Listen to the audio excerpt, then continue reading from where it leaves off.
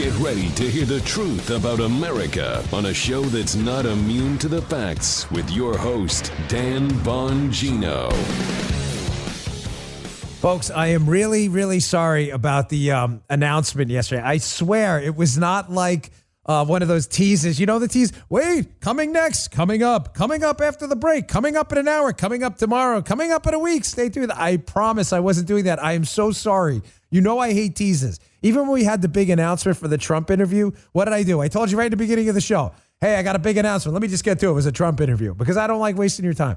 So the big announcement yesterday obviously was the Fox News show. I'll get to that in a second. I was just really excited to tell you, but I had a bunch of other parties involved, obviously, and I have to wait. So my sincere apologies. I'll get to that. I've also got this part of the show today I think you're going to like called What Part of This Was Hard? The Biden administration overseeing the collapse of America, basically in live time, and a really, really troubling update on the Arizona election audit. Today's show brought to you by ExpressVPN. Why haven't you gotten a VPN yet?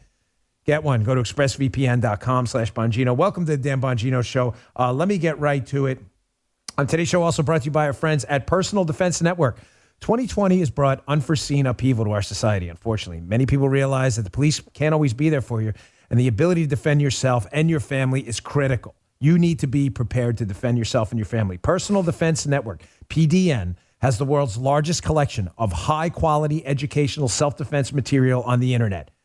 From firearms to self-defense to home defense training, Personal Defense Network will come to your rescue, literally. PDN is an educational community built by patriots just like you. It has vital, easy-to-understand, real-world tips, techniques, and tactics. Ladies and gentlemen, I can personally vouch for these videos. They are fantastic. The PDN team is the world's best instructors. They've been delivering life-saving information to people like you for over 15 years. Keep yourself and your loved ones safe. Learn how. Go to myrightsmyhome.com. And the discount will automatically be applied at checkout. Their gold membership will be just $3 for the first year. It's our highest level of membership, and it's only $3 where it normally sells for $135. That's 98% off. You'll get access to everything from premium memberships I talked about in the past, plus 9 free full-length video downloads, exclusive gold live streaming events with their trainers and experts. Their Ask the Expert program, 2 free personal defense classes, 2 free skill development presentations, 60% off all video downloads, 20% off all classes in the PDN shop, 10% off all other PDN shop products. Guys, I'm an actual gold member. This is a no-brainer. Defend yourself. Get the best material out there today. Go to myrightsmyhome.com. And the discount will automatically apply at checkout. All right, Joe, let's go. There we go. All right. I need that in the morning sometimes. A little rough night last night. Listen, let me just get this out of the way, too, in the beginning. Folks, a couple things. I'm very sorry about the audio content on yesterday's show. Not the content, but the quality. It's our show. It is our duty here as a team to bring you high-quality content. It's a lot going on. It wasn't anybody's laziness. It's just we're working through the radio show. We have a lot of hardworking people here, and we're tinkering with the audio. So, yes, yesterday's show, I did sound like Mike Tyson. I was not at the dentist. I was not wearing a retainer. We were tinkering with the audio, maybe a little too much. So it'll be cleaned up today, but that is our responsibility. You have no responsibilities. My job is to present you with high-quality content in the best way possible. You have no job. I owe you. You owe me nothing. I owe that to you. So I apologize. We do read your comments, but we have a lot going on here. Here was the big announcement yesterday. I teased to death because it died because I couldn't mention it because it didn't come out in time. Bongino.com, we have an article up. I encourage you to check it out. Fox News announces new Saturday primetime show with a dude named Dan Bongino, who amazingly has the same name as me, and he looks like me too. He'll even sound like me because it's me. I'm really excited about it. I've been with Fox News for a very long time. I've been doing appearances there for 10 years. Been working there for quite a few years right now. I've never had my own show. This negotiation was ongoing, and I'm proud to be there. They wanted me. They wanted my content. They're committed, and I'm committed to it. I will be on Saturday nights. So, yes, I know I have 100 jobs right now. It's okay. I promise you I'll live through it. You all work a lot harder than I do. You do. You all get dirt into your fingernails. I sit down and talk for a living. Saturday nights at 10 p.m. Eastern time, starting June 5th.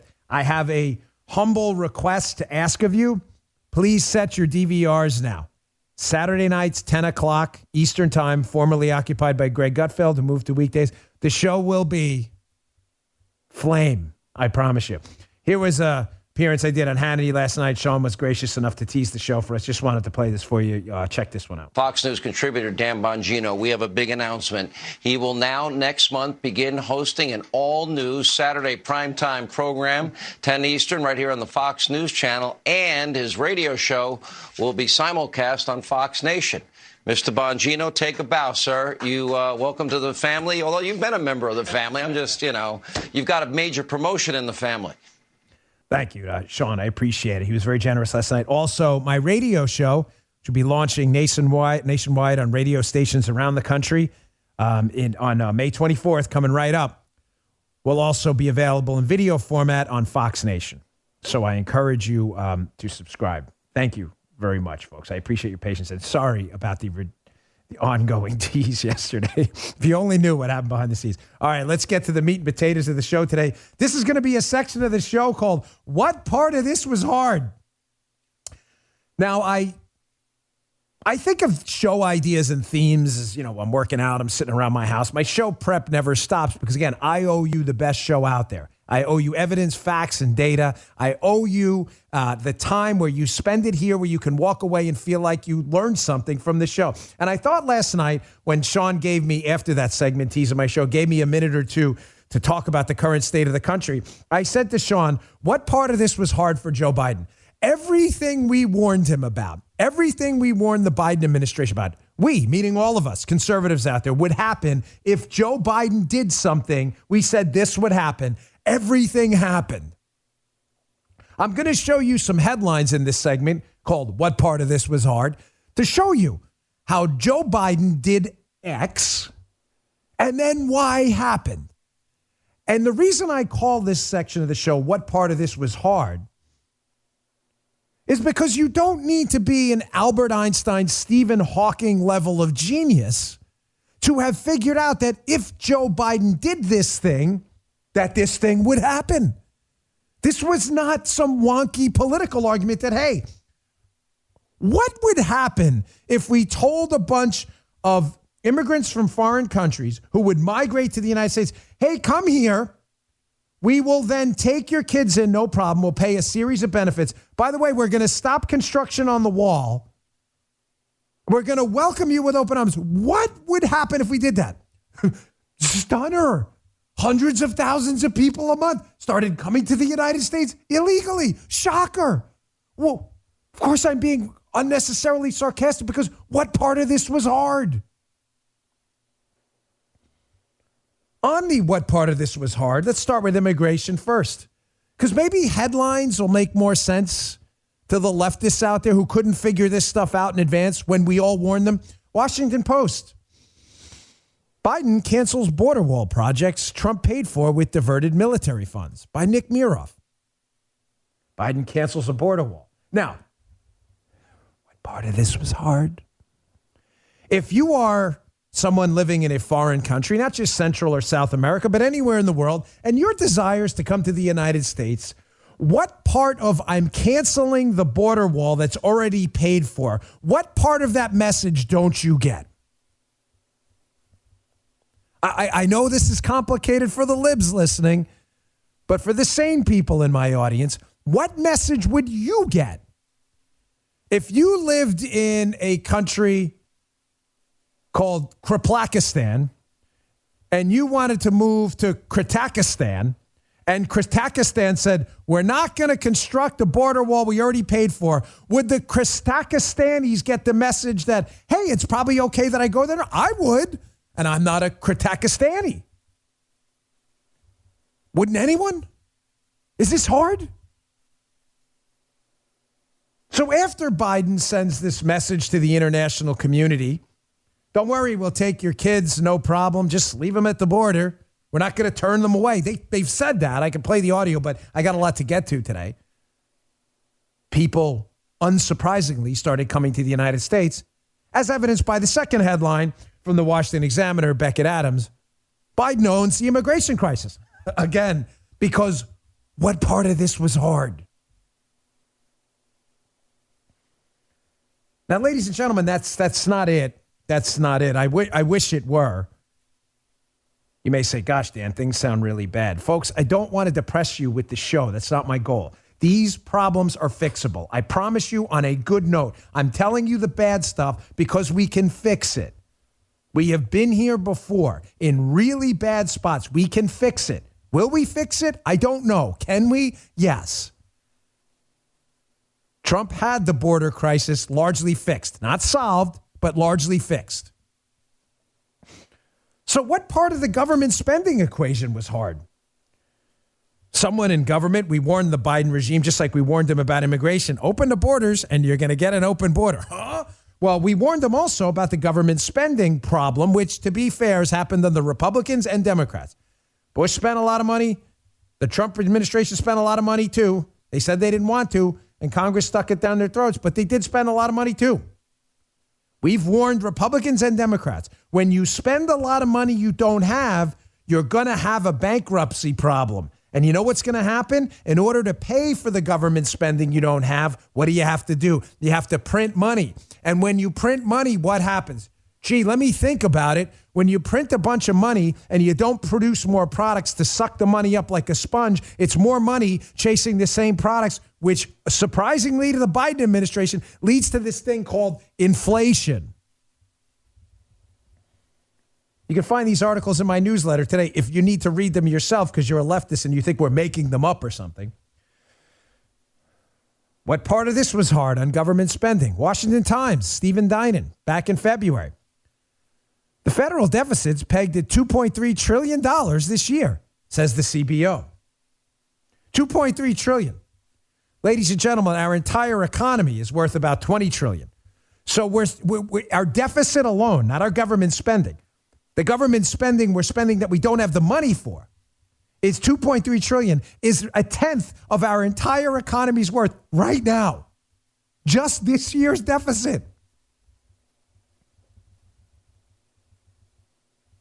So if we don't have this money because we're running a deficit, again, to our leftist friends, I'm sorry to insult you, but a deficit means that's the money we didn't have. So we spent $2.3 trillion this year. We're going to, projected to. Well, where did we get the money if we didn't have it? We spent about, $4 trillion? $5 trillion? So we had about $3 trillion in taxes and spent $2.3 trillion more. Where did we get that from? Where did we get it from? Well, the answer, folks, is large swaths of it were printed. Yes, printed by our Federal Reserve, which through various fancy names, quantitative easing and otherwise, is basically printing money and giving it to our Treasury. Well, folks, again, what part of this was hard? When you print a bunch of money because you don't have money to spend, because you ran out of tax dollars, and you then spend in deficit by printing money, and you print more money than the economy can absorb because we're not producing more products. Matter of fact, we don't even have gas right now in a lot of areas of the Southeast. There's a major gas crisis due to the Colonial Pipeline being shut down. Then what happens when, again, my liberal friends, I'm very sorry. I actually don't have any liberal friends, but let's pretend for a moment. We're just going to do reason here. Reason. Facts, data, that kind of stuff. When you print a bunch of money to chase a bunch of products, and you print more money to chase the same number of products, that's more money for the same number of products, which means the products will cost more. What part of this is hard? What part of this is hard? Now, just like we can fix the immigration crisis quite quickly by going back to some of the things President Trump did, building the wall, telling the Mexican, South American, Central American governments as well, hey, don't send people here. We're going to send them back. That actually worked. We can do the same thing about the inflation crisis and the debt crisis too. And again, ladies and gentlemen, none of this is hard. It's just that 535 of the dumbest people on planet Earth all seem to get elected to Congress at the same time. I take that back. There are a few good ones up there. 435 House members, 100 members of the Senate. Here's how you solve this problem quickly. And we can, and we will eventually. Because as Herb Stein famously said once, what can't continue won't. Number one, you just stop spending money you don't have. Oh my God. Wow.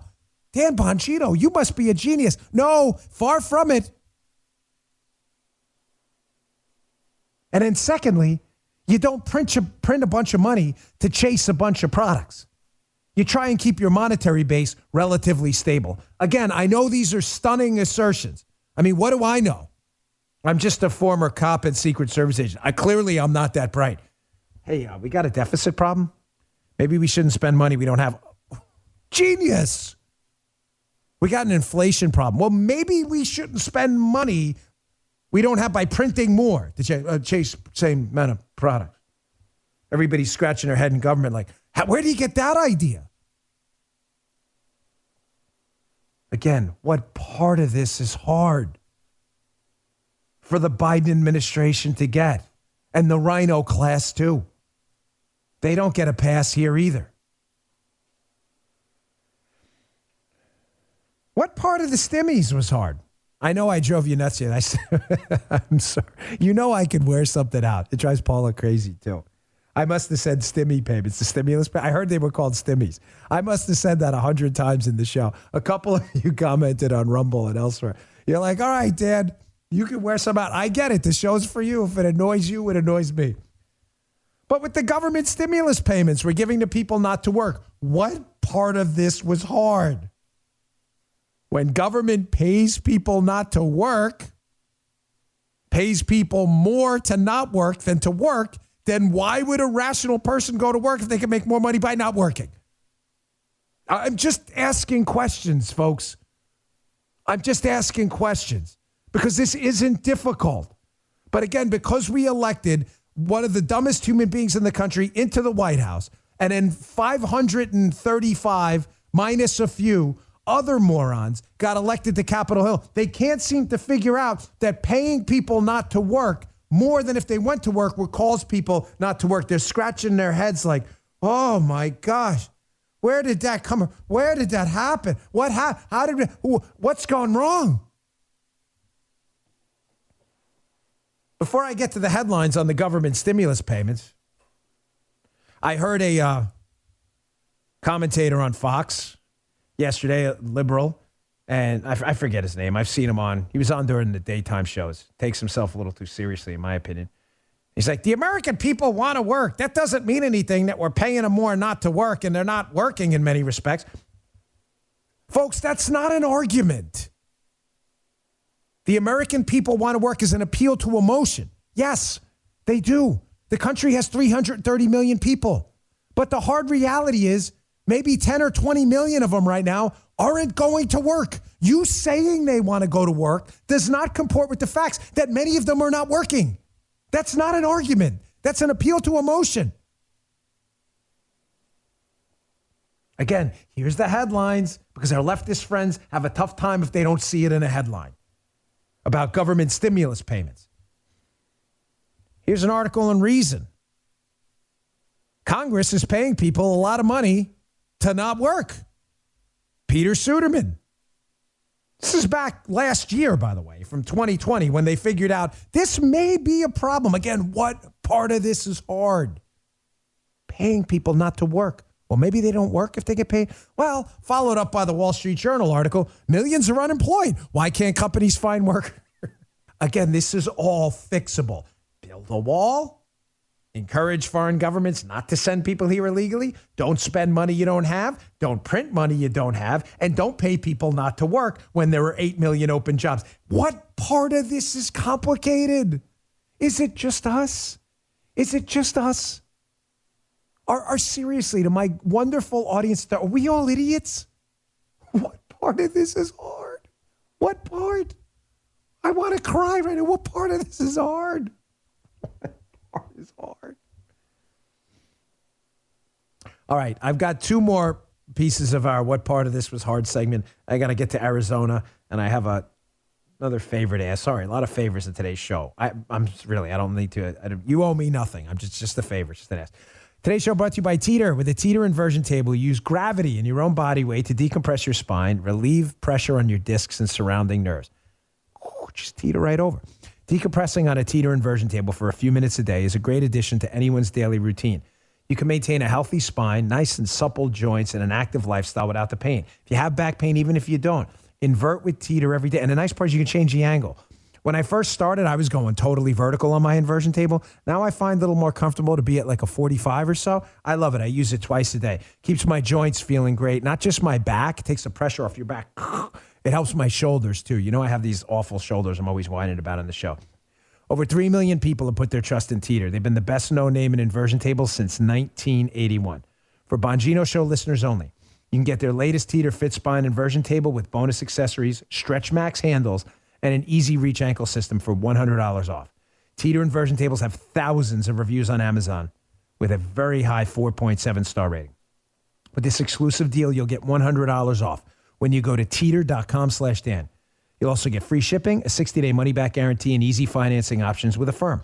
So now's the time for you to try it out. It works. I love it. I do it twice a day. I get a little Teeter high off it.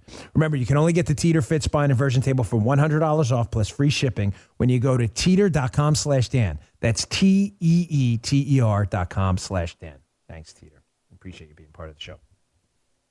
All right. So our final two segments from what part of this was hard. We warned them, if you do X, Y will happen, Y happens, and then all of a sudden, pun intended, the Obama administration goes, why? Of course they're not. They knew it would happen. They just don't care. Meaning what? They're sociopaths? They knew this stuff would happen? We'd get an influx of people at the border illegally, the economy would crash, government spending would go through the roof, and people wouldn't go to work, and they did it anyway. They did. Again, are they sociopaths? Here's another one. We warned them, if you show weakness internationally, you will get cowardice from weak people who take advantage of weaker people. Folks, I'm no interventionist overseas. I think you know that. I ran for office objecting to the Afghanistan prolonged war over there, the Iraq war. Having said that, we can't sit back on our hands all the time either and ignore the entire global environment, or we may find ourselves on the receiving end of some very bad things.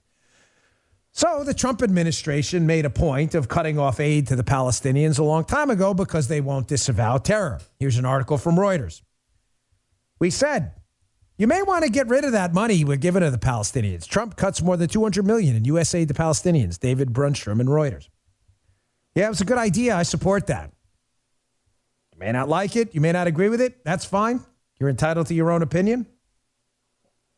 But Trump said, you guys may want to disavow the whole terror thing. When you do, maybe we'll give you some more cash. Well, what happened when Trump showed strength overseas?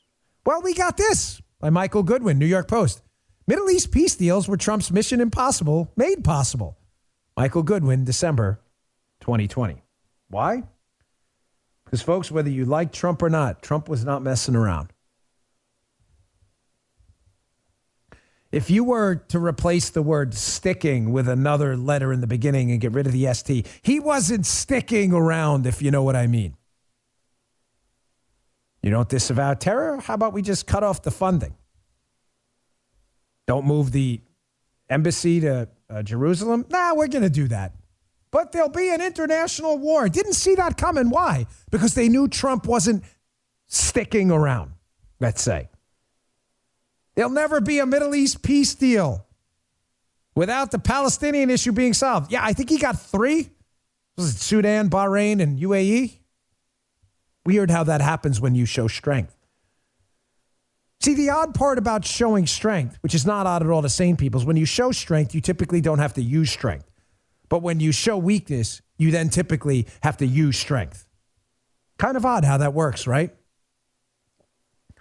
Remember that war we had under the Reagan administration with the Soviet Union, hundreds of millions dead? You remember that one? No, I don't either, because it didn't happen. Because Reagan wasn't Neville Chamberlain.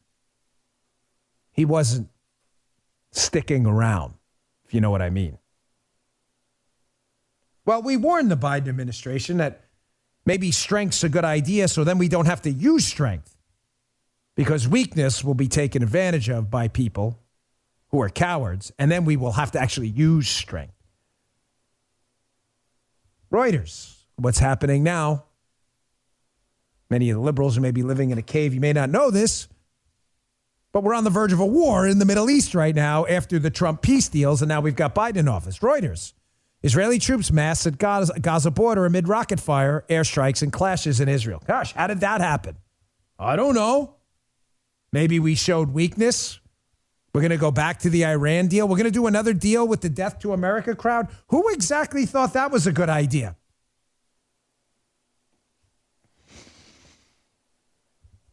If we have time at the end of the show today, by the way, I'll warn you why the Iranians want a nuclear bomb. And it's obvious. They want to destroy America. It's a little more complicated than that. I hope they have time. If not, I'll get to it tomorrow. Here's our final What Part of This Was Hard segment. If you do X, Y will happen. Sane people knew this. We warned them. If you keep the schools closed, kids won't learn. Folks, I'm really deeply sorry. I really am. I just, there is so much going on right now that we have to be able to articulate the what Biden did, the what, and the how he did it with the result. And although this all seems obvious, I'm telling you, there are reasonable people out there on the Democrat side left, some, not a lot, but some, who maybe if they see this displayed in a common sense fashion like this will be like, gosh, they're right. They did warn about this stuff, and it did happen, and maybe we should stop doing what we're doing so more of Y after X doesn't happen. On the school issue, Yahoo News, Rory Cooper, February 2021. President Biden is keeping schools closed. We warned them, probably not a good idea. Schools closed, education, kids, learning stuff. Sounds like a good thing, right? Well, what happened? Well, why happened after X? Schools closed. Here's the why. USA Today. Students are falling behind in online school. Where's the COVID disaster plan to catch them up? The answer is there is none. There is none. The risk to kids from coronavirus is minuscule. I heard the actual pronunciation of that word, by the way, is minuscule. I'm not kidding. I took a verbal advantage course. Everybody says minuscule, though, so we're just going to roll with that. It's like gerrymandering. It's actually gerrymandering, and everybody says gerrymandering. But since everybody says it, I'm just going to roll with it to not create a controversy. So just a quick recap. What part of this was hard? You open the border, you get more illegal immigrants. You spend money you don't have, you get a lot of debt and a lot of inflation when you print more money. We're up to 6 already, even though it's only 2. You give people government stimulus payments to not work, the people don't work. You show weakness overseas, weak people take advantage. You close the schools, the kids don't learn. The verdict is in. This administration's full of idiots. All right, let's move on. Got a lot to get to, including this Arizona election audit. You know what? Let me get to my third sponsor because this is important stuff. I have a really, really good quality source in Arizona, by the way, in unimpeachable source on the 2020 election audit in Arizona. And some really nasty stuff has popped up. And yes, we will talk about it because I don't care what the left says. And I, unlike the left, prefer free and fair elections. You want free and fair elections? Let's do voter ID and secure our ballots. Again, this isn't hard. I didn't even intend this as a what part of this was hard segment, but let's just add that in. When you ask for voter ID and you secure ballots in free and fair elections, what do you get? Shocker, you get free and fair elections. When you don't do it, you don't get free and fair elections. Today's show brought to you by our friends at Chamonix. They've extended their amazing Mother's Day sale for one more week. Now you have one more chance to get the greatest skincare products in the world at once-in-a-lifetime special promotion prices. Order the classic Genucel for bags and puffiness and get the jawline treatment and Zotique Deep Correcting Serum absolutely free. It's a favorite in my house. And as a surprise Mother's Day gift, Genucel will also include their legendary Genucel XV Anti-Wrinkle Treatment and Moisturizer, also free. That's 3 free gifts when you order today. Treat yourself to the greatest skincare products money can buy. Chamonix promises you'll see results within 12 hours, guaranteed, or your money back. How do you get this deal? Go to Genucel.com and enter my special promo code DAN40. That's DAN40 for an extra $40 off this crazy good sale. And as a special gift, every order is upgraded to free priority shipping. 3 free gifts with your Genucel order today. Don't wait. Call or click now. Call or click now, genucel.com, genucel.com. That's GENUCEL.com, promo code Dan40 at checkout. Thanks, Genucel. All right, Arizona election audit update with an exclamation point in my handwritten notes here. Like I said, I have a very, very good source on this who has never fed me anything but the truth. So they're doing an audit into the election results from the 2020 presidential election in Arizona, which was a hair-width tight election, and they're finding some really nasty stuff. So there were three big takeaways I'm getting from my friend, and some of it's gone out already this morning, so you can look at a lot of this yourself. But three big things they're finding. I'll get to two of them I can get through quickly. One I'm going to spend just a second on here. But first, there are people still not complying with subpoenas in the state of Arizona to produce a lot of this election information. Again, you have to ask yourself the question, if they're not complying with subpoenas, then why aren't they doing it? Is there something they're hiding? Because why wouldn't you comply with a subpoena if the election was free and fair? Again, I'm just asking questions. Is that okay? Are we allowed to do that? Journalists used to do that, but journalism died a long time ago. So that's issue number one, pretty simple. Pernicious, but simple. This one's very strange. Am I attributing malice to anything? I am not. I'm simply telling you that it is something worth asking questions about because it is strange and it may have an innocent explanation. When I hear it, if it does have one, I will give it to you. I haven't heard it yet. Here is a screenshot of a database where certain files were deleted 10 days prior to the election audit. You can see the screenshot if you're watching our show on Rumble, rumble.com/Bongino. You will see a number of X's near deleted files. Why were those files deleted?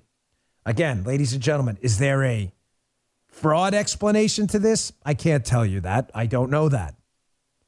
Is this worth asking questions? If it was a Democrat and the results had flipped in Arizona, the reported results, right?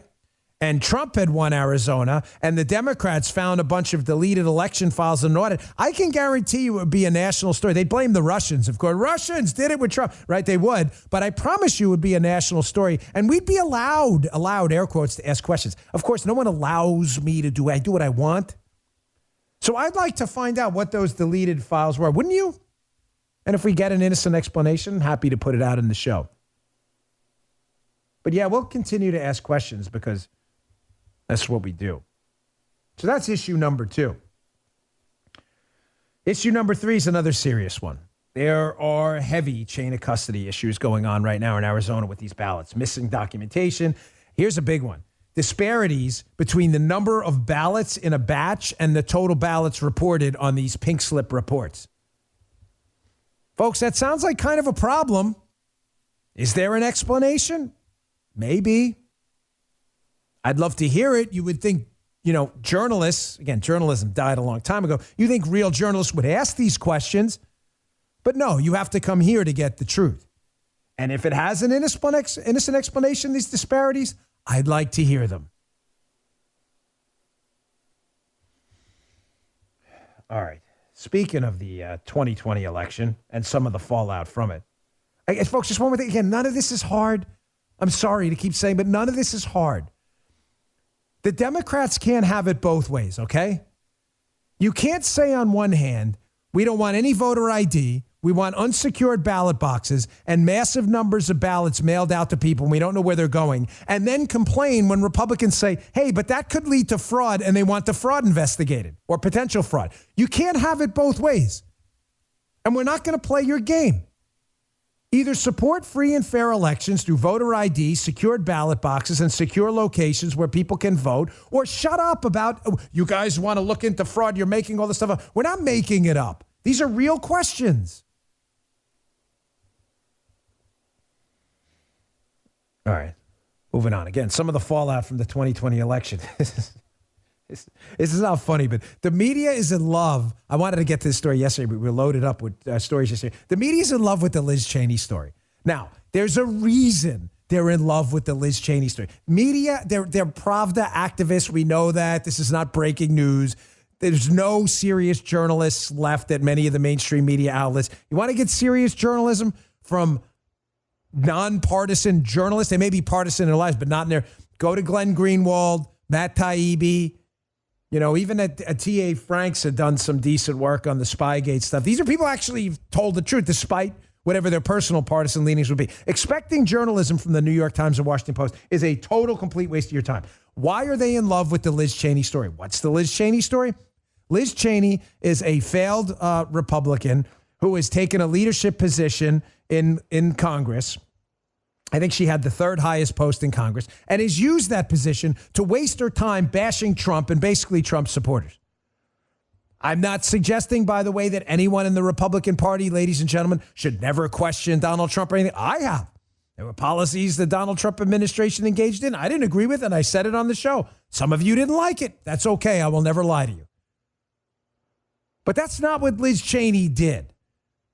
Liz Cheney and that whole cabal were knee-deep in the PP hoax and all this other stuff, and she used most of her time to bash Donald Trump and isn't concerned about the fraud or possible fraud or potential fraud that's been uncovered or may be uncovered in the 2020 election because she just wants to bash Donald Trump. So therefore, you may want to get out of leadership. Here's Liz Cheney yesterday, who, again, despite what I just told you, the immigration crisis, the inflation crisis, the spending crisis, the stimmy crisis, the weakness crisis, the Israel crisis, the school crisis, and the coronavirus crisis, Liz Cheney has one goal. You have to fix this? Immigration, spending, inflation, the Israel situation, the coronavirus situation. That's her goal, right? No, that's not her goal. Here's Liz Cheney's goal. Check this out. I will do everything I can to ensure that the former president never again gets anywhere near the Oval Office. We have seen the danger that he continues to provoke with his language. We have seen his lack of commitment and dedication to the Constitution. And I think it's very important that we make sure whomever we elect is somebody who will be faithful to the Constitution. Okay, so this fraud. This is her concern right now.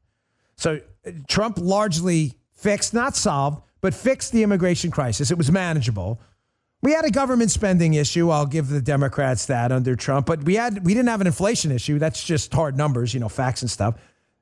Government stimulus payments. We had what, 3% unemployment before the coronavirus crisis hit under Trump.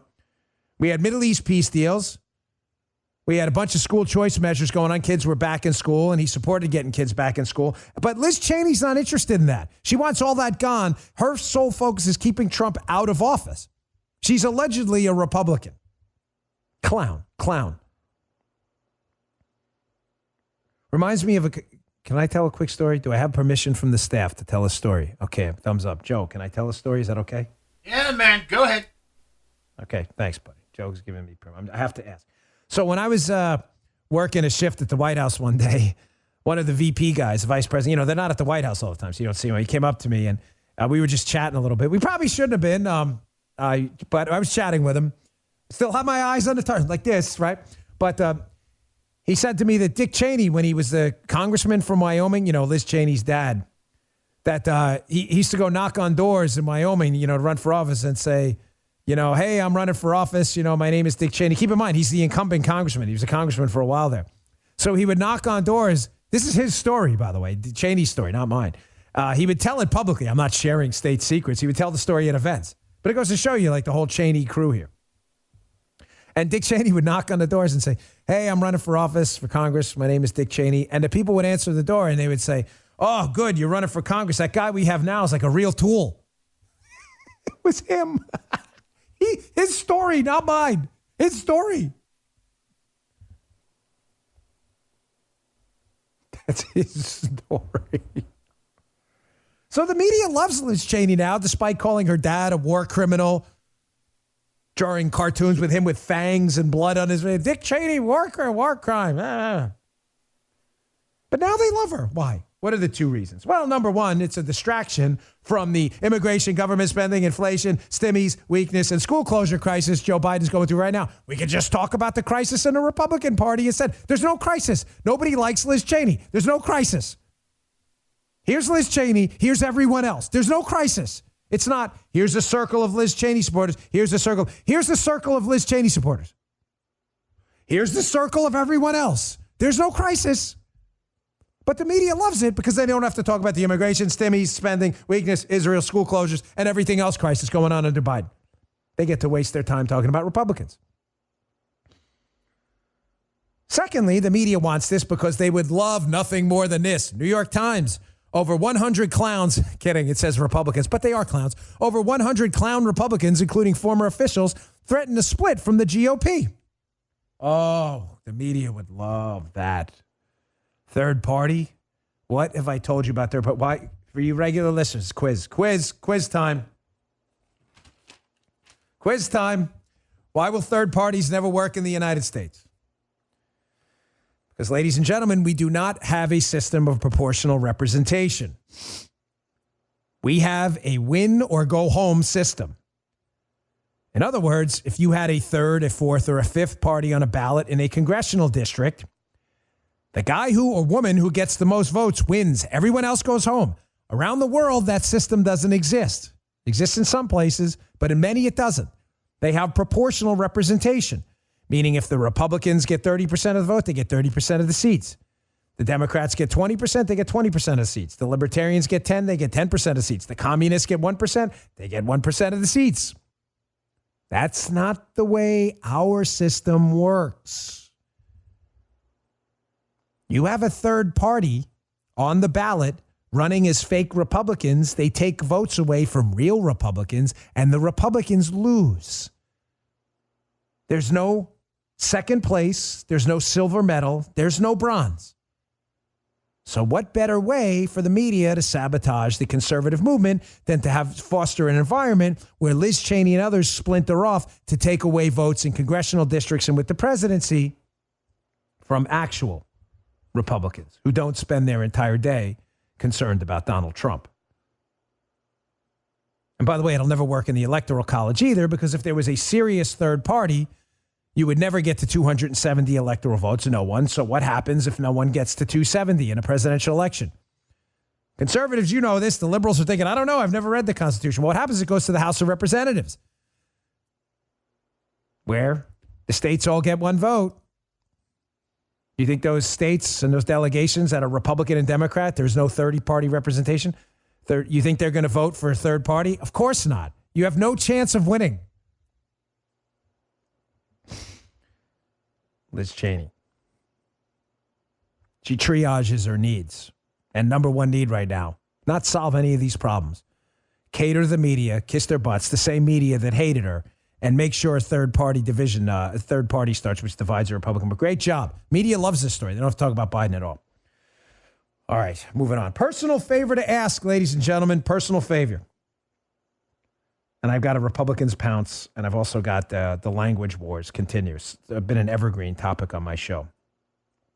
So this came out yesterday from a website called The Writing. Pretty good site. They track conservative websites, podcasts, and the like. And I saw this. They got this from CastBox. And it has the top conservative podcast, but it's ranked by number of subscriptions, not the number of listens. So it's different. It's kind of like subscribing to a magazine, but not reading it. I want people to read the magazine. I don't care if they subscribe or not. You go buy it at a newsstand or whatever. But subscriptions is still a fair proxy for interest. So number one's Ben Shapiro. Ben's always been number one. He has the top podcast forever. He has 416,000 subscriptions, and he gets an astonishing 31 million plays. That's a lot. So based on subscriptions, Bill O'Reilly's number 2, Steve Crowder, who's a friend of mine, is number 3, and I'm number 4. So we have 81,000 subscriptions, which is really nice. The issue here is we are actually the number 2 show. We're number 4 in subscriptions, but we're the number 2 show based on plays, which candidly is all I care about. I just want you to listen to the show. Whether you're subscribed or not is helpful, but I'd rather you play the show and listen and not subscribe than subscribe and not play. You get what I'm saying? So I have a personal favor, if you wouldn't mind. It's just a request. Of course, no obligation necessary at all. We are lagging a little bit in subscriptions, but we have an astonishing 5.6 million plays going on our show. That ranks us number 2 by far, right behind Ben. Well, Ben's at 30. Ben's just got a crazy good audience. But I'm proud of that. So what's the ask? Well, we don't do a lot of marketing, folks. We should, but we don't. I don't like jamming things down your throat because you don't owe me anything. I owe you a great show. You owe me nothing. But I would deeply appreciate it. However you listen, Spotify, Apple, however you listen, Amazon, whatever. People have different forms. I can't tell you where to listen to the show. Would you please click that subscribe button? It's free. But we really like to bump that up because it's not a vanity project. There's a reason behind it. The subscriptions, even they're all free when you click that button, are what help you move up these charts, and it's how you become discoverable on these platforms. That's how you get recommended shows. It's not a vanity project, I promise you. It's really an effort for us to kind of get the show out there, get some more plays, and the subscriptions, follows, whatever you want to call them, really help. Rumble, Apple,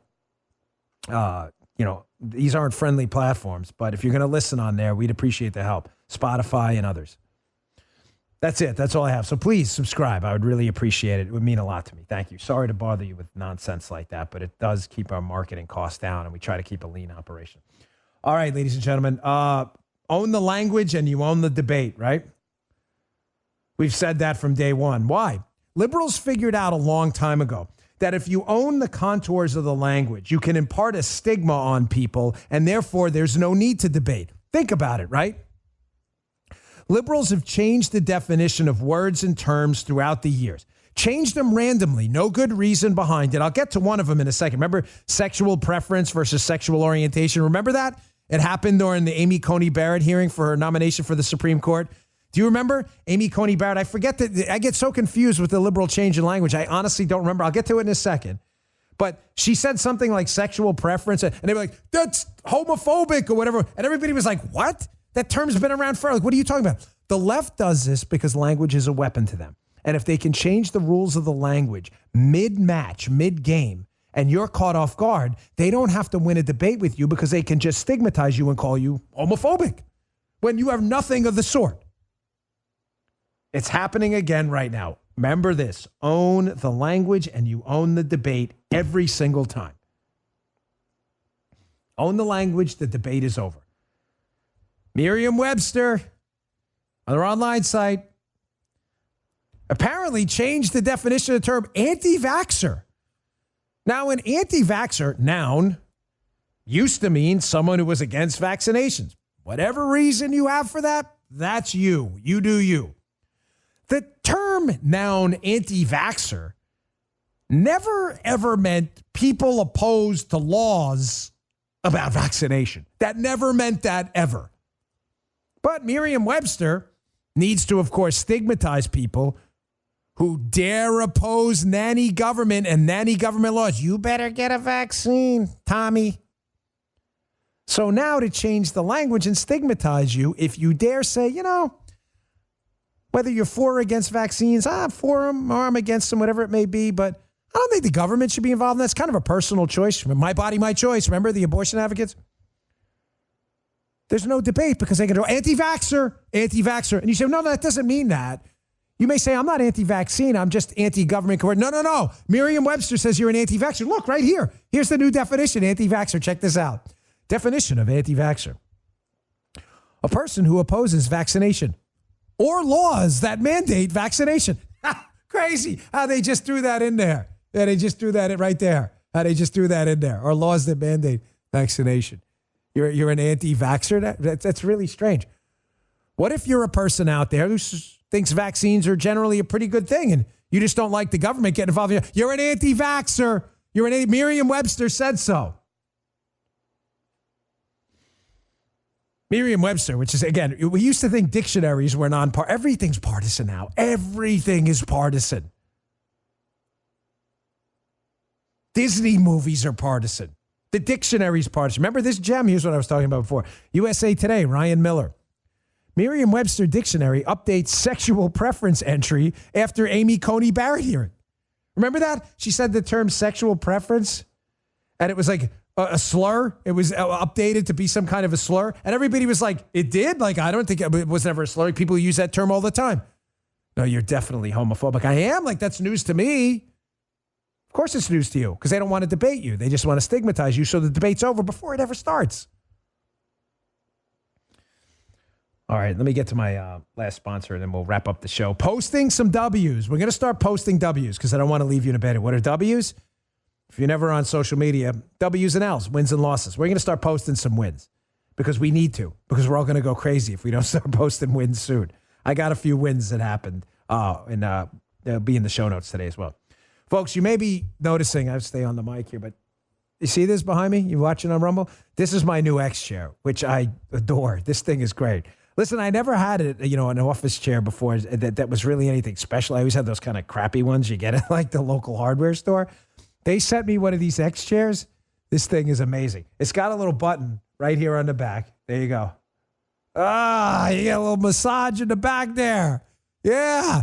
Charge that baby up. You sit for hours, get a massage. It's never been so comfortable. The secret's not only their patented dynamic variable lumbar support, which offers really solid lumbar support for my lower back, which gets rough. But now, thanks to their XHMT technology, I can get a heat massage therapy treatment too while sitting in my X chair.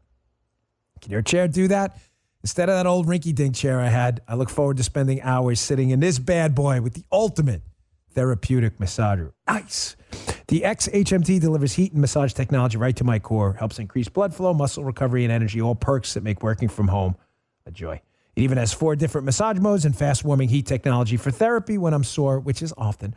You won't believe the X-Chair difference until you actually feel the X-Chair difference for yourself. Trust me. This is the luxury supercar of office chairs. X-Chair's on sale now for $100 off. How do you get this great deal? Go to xchairbongino.com today. That's the letter X, chair, Bongino.com, or call 1-844-4XChair.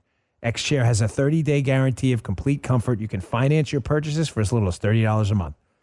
Go to xchairbongino.com and use code XWheels for free X-Wheel blade casters, which I have on this bad boy here. xchairbongino.com. You're going to sit in it, then you might as well get the best. xchairbongino.com. Okay. Posting some W's, folks. Posting some W's. We need some wins. Things will change, I promise you. On a very serious note, I'm super optimistic about the country. I know, listen, sometimes it drives you crazy. I get that. Dan, stop being so optimistic. I am. I know the fight ahead. I just told you the fight ahead, but I'm not giving up. I'm telling you, folks, I've been reading this book. You got to read it. Viktor Frankl's Man's Search for Meaning. It will transform your life. Paula read it in one airplane ride. I'm not kidding. It's a story of this guy and his experience in the concentration camps during World War II. You think our life is tough right now? You'll throw that right out of the window after you read this book.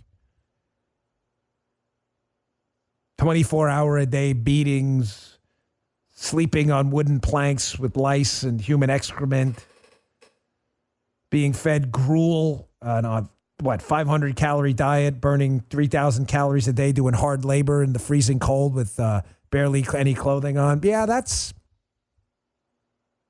bad. What we're going through right now sucks. It is nothing like people who really, really suffered. I think of that. I think of the story of, Valley Forge, soldiers eating their shoe leather because they were starving to death. We'll get this back. We'll get this back. We'll get this back. Here's some W's. They may be small, but they're worth your time. Folks, the heat is working. And when I say the heat, your activism. Critical racism theory, it's been in the news a lot lately. The racist theory that teaches white people that they're really horrible and that they should basically apologize for being white, which sounds kind of racist to me. Judging people by their race equals, maybe even a Merriam-Webster, I'm not sure. That equals racism.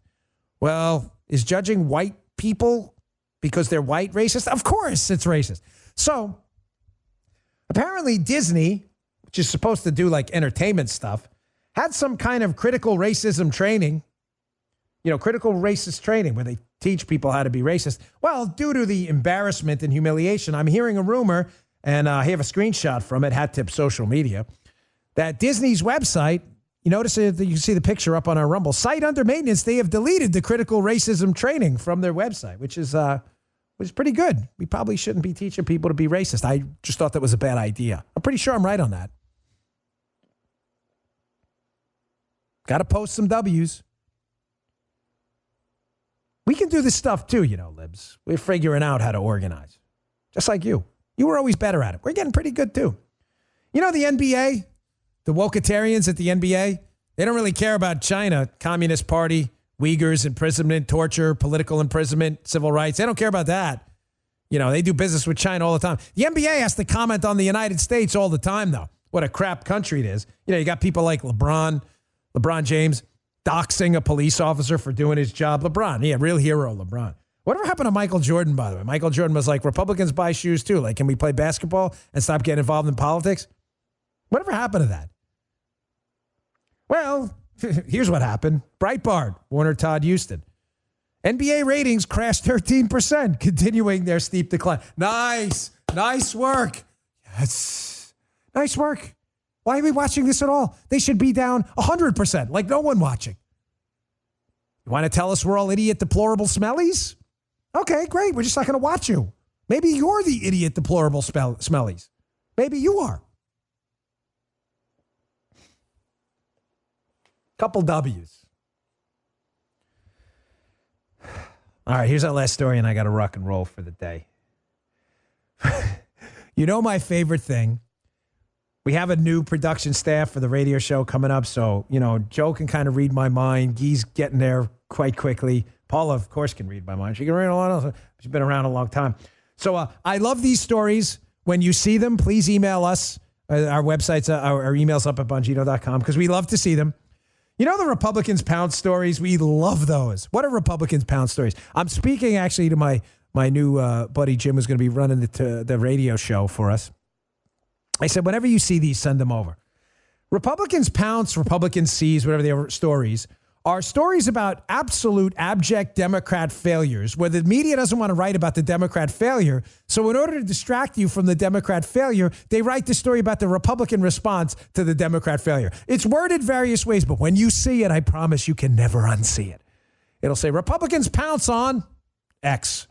Republicans seize what? Here's the latest one. Sean Sullivan, Washington Post.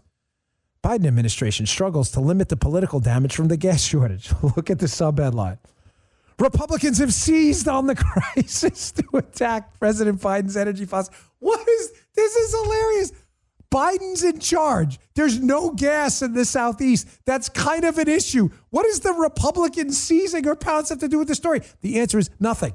It's just the Washington Post wants to write a story about Republicans knowing the story is really about Democrats.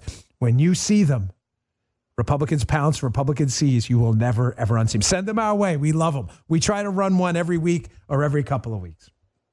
All right, folks, I'm going to roll. Thanks again for tuning in. I deeply appreciate it. Again, apologize for the sound yesterday. Should be nice and clean and tight yesterday. We got a bunch of pros working on it, but I owe you that. We owe you the best show out there. We never, ever dial it in. And again, a couple of quick asks. Again, if you don't mind, I hate to be redundant. Please set your DVR. June 5th, Saturday nights at 10 o'clock.